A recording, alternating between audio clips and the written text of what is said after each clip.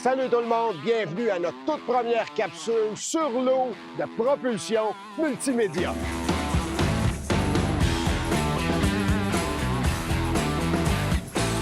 On débute avec le fameux ponton Switch qui fait fureur sur les eaux du Québec, la version 21 pieds Sport 230 chevaux.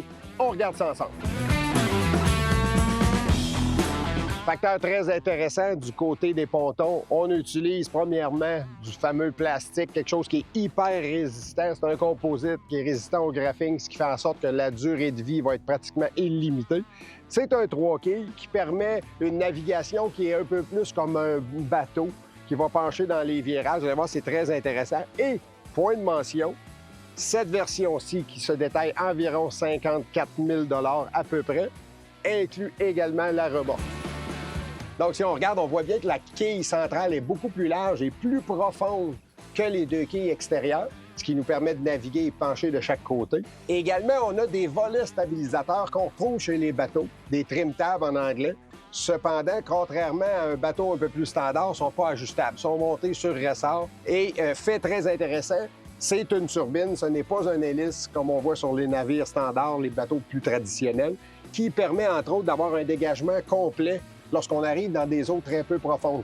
On est très à l'intérieur du bateau. Il y a une partie de pratiquement 2 mètres, 1,5 mètre qui est à l'extérieur du point de pivot. Ça va nous permettre d'avoir un rayon de braquage beaucoup plus court lorsqu'on utilise le reculon. Donc, beaucoup plus efficace pour se stationner à un quai, par exemple. Très bien pensé de ce côté-là. Vous remarquerez que les habitués de moto marine vont reconnaître, on a utilisé le même principe, le guidon. On a un cadran de 4,5 pouces. Dans les versions plus luxueuses, on retrouve également le gros cadran 10,25 pouces qui vous permet d'afficher des cartes marines, entre autres, et toute l'information que vous avez besoin, également les connectivités cellulaires, etc. Et de série, la version Sport vient également avec le Garmin 7 pouces. Un système de son qui est au niveau de la colonne centrale. Le contrôle est juste à côté de l'écran. On a les modes éco, le mode sport et également un mode pêche, le cruise control. On a un cruise control qui nous permet de naviguer à très bas régime. Il y a également le fameux IDF qui permet de vider la turbine parce qu'il faut comprendre que la turbine vire toujours dans le même sens. Lorsqu'on inverse la turbine pour vider, si jamais il y a des débris, elle va virer dans l'autre sens pour être capable d'évacuer. Elle continue de virer d'avant lorsqu'on est en mode reculon. C'est vraiment le concept du pavillon qui baisse pour venir se positionner pour propulser l'eau vers l'avant du bateau pour que le bateau recule.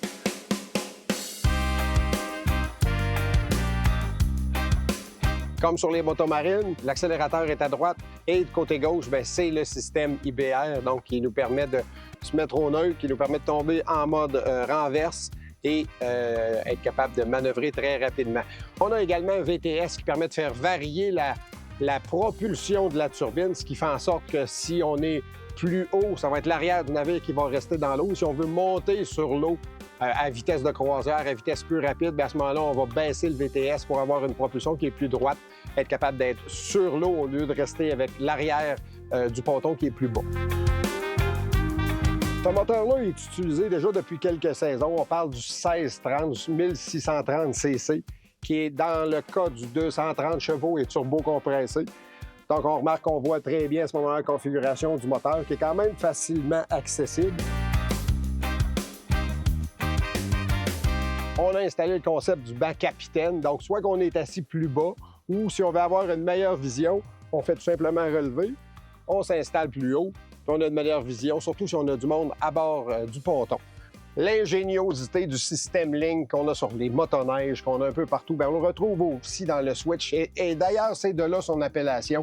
Partout où on retrouve un système d'ancrage qui est centralisé, on en a à plusieurs endroits, on peut déplacer les sièges à notre guise et comme on est habitué chez BRP, c'est extrêmement facile à déplacer. Donc, on fait juste décrocher, on lève le banc et on le repositionne où on veut.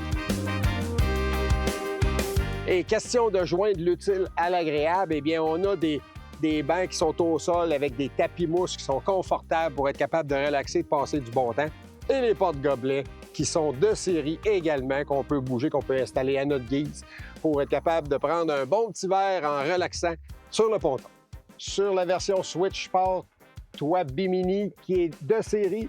Et puis, en option, si vous voulez l'allonger, il y a un deuxième toit qui vient s'ajouter à l'avant. Également des toiles tout le tour. Donc, comme à l'habitude chez BRP, les options, il y en a pour les fous et les sages et les malcommodes.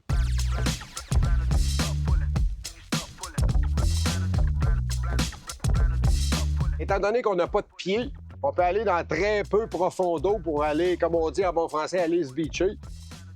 C'est sûr qu'ici, on est sur la rivière Saint-Maurice, fait qu'il y a quand même beaucoup de courant, ce qui fait en sorte que c'est plus difficile un peu de rester vraiment perpendiculaire à la plage. C'est un ponton qui peut circuler facilement dans très peu d'eau. Une des options qu'on a reçues avec le ponton pour tester la grosse glacière ligne, glacière de pêche, hein, avec pour savoir la grosseur de poisson, avec le dessus qui est antidérapant. Et puis, ce qui est super intéressant, bien, quand même beaucoup de contenu. Donc, regardez tout ce qu'on a de besoin au frais pendant notre séjour sur l'eau.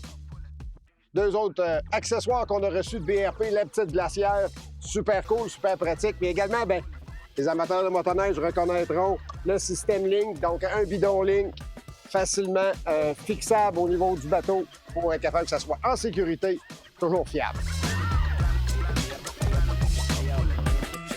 Comme vous le savez, on aime ça être critique chez Raven Media. Quand on essaye un véhicule, on essaie aussi de trouver ce qui va moins bien un peu ou ce qui pourrait être amélioré. Un des points un peu plus négatifs du ponton Switch, c'est que la porte d'accessibilité au ponton est à l'avant.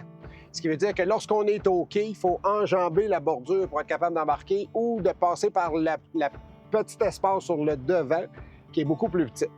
Donc, est-ce que dans l'avenir, une porte latérale pourrait être envisageable? Ça serait un point d'amélioration, étant donné que dans le 90 des quais, on est situé dans le sens de la longueur du ponton. Donc, ça serait plus facile d'embarquer à ce moment-là à bord du ponton. Autre petit point d'amélioration qu'on a remarqué au niveau des volets compensateurs, les trim tabs, ils ne sont pas ajustables, ils sont avec un concept d'amortisseur, mais il y a un recouvrement de caoutchouc par-dessus qui fait en sorte que ça s'emplit d'eau et l'eau reste à l'intérieur. Donc, c'est sûr que sur une longue période, il pourrait y avoir des problématiques de rouille. Donc, ce serait peut-être une amélioration à envisager également. Aucun doute que le ponton Switch est vraiment le ponton qui s'adapte le mieux sur le marché présentement, c'est-à-dire les configurations possibles sont pratiquement infinies. Et puis les accessoires lignes qui sont toujours aussi efficaces année après année, bien, il y en a une panoplie, dont entre autres le barbecue peut s'installer à l'arrière. Il y a plein d'options disponibles. Allez consulter le site web du manufacturier, vous allez tout retrouver là-dessus. Ça vaut vraiment la peine. En terminant, bien, merci de nous avoir écoutés. Pour nous, c'est un début sur l'eau. Pas pour moi, mais pour l'équipe de Raven Media. On est très fiers d'avoir une belle collaboration, entre autres avec BRP. Et puis, on se dit, la gang, à la prochaine et soyez prudents.